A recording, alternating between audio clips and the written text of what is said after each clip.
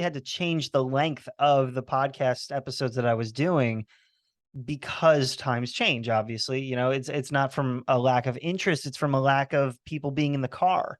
So Yeah. people weren't commuting to work, so I had to make episodes that tailored more for doing the dishes or for vacuuming the house, something that would be a little bit more conducive, because our long episodes just were not getting hits the way that they previously were.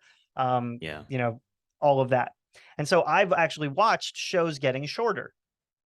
And it's been very interesting to see that you are going longer. You're moving to long form. Talk to me about the reasoning for moving from literally pocket-sized episodes to long form interviews. uh, so if I can be very honest, a part of it, a big part of it is selfish, on the part of myself and the guests, right? Okay. I want the experience to be genuine.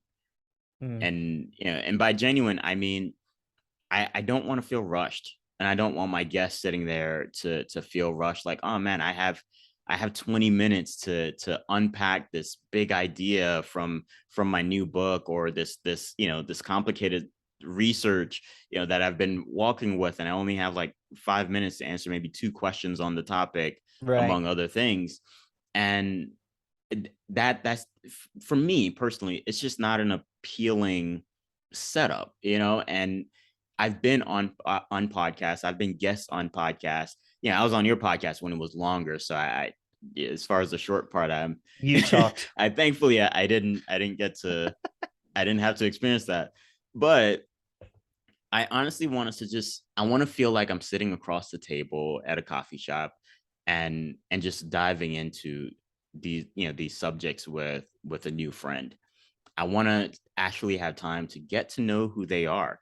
What's their background? What led them to becoming who they are, and diving into what they do, before we even dive into the thing that we're going to talk about, so to speak. If they have a new book, or the research, or an idea, whatever it is, I want the experience to be worth having.